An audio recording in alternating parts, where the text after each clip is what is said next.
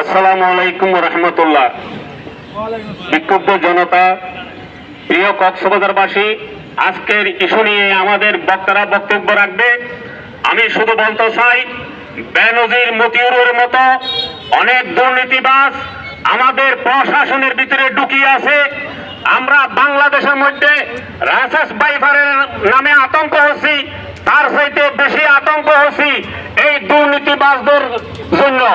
আমি বলতে চাই, আপনারা জানেন বিগত কিছুদিন আগে কক্সবাজারে মাননীয় প্রধানমন্ত্রী ঘোষণা করেছে ভূমিহীন মুক্ত।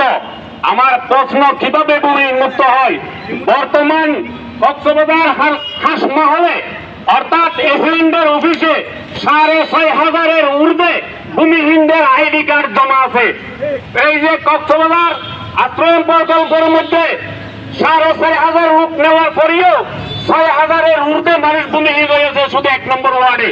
আমি প্রশ্ন করতে চাই, সারা বাংলাদেশে কক্সবাজারের ডিসি মহোদয়, আপনি যদি ভূমিহীন ফরম বিতরণ করেন, দেখবেন কয় লক্ষ ভূমিহীন কক্সবাজারে আছে। কিভাবে কক্সবাজারকে ভূমিহীন মুক্ত করার ঘোষণা করা হলো? এটা প্রধানমন্ত্রীকে আমাদের কক্সবাজারে যারা আছে তারা ভুল তথ্য দিয়েছে, না হলে প্রধানমন্ত্রী এই কথা বলতো না।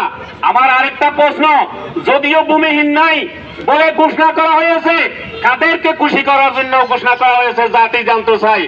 আজকে এই মতিউর বেনজিরের মতো কয়েকজনকে গ্রেফতার করে কালকে দেখবেন যে বাংলাদেশে ঘোষণা করা হবে আর কোনো দুর্নীতি নাই। এটা আমরা মানি না।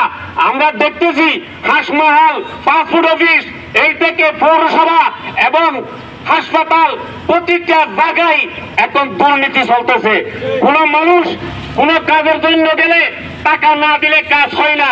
এ সমস্ত দুর্নীতি, আমি বলবো, এই সমস্ত দুর্নীতি থেকে কক্সবাজারকে মুক্ত করার জন্য ইসলামী আন্দোলনের যোগ দিয়ে আমরা ইসলামী আন্দোলনের হাতকে শক্তিশালী করার জন্য উদাত্ত আহ্বান জানিয়ে আমার সংক্ষিপ্ত বক্তব্য এখানে শেষ করলাম। আসসালামু আলাইকুম রহমতুল্লাহ।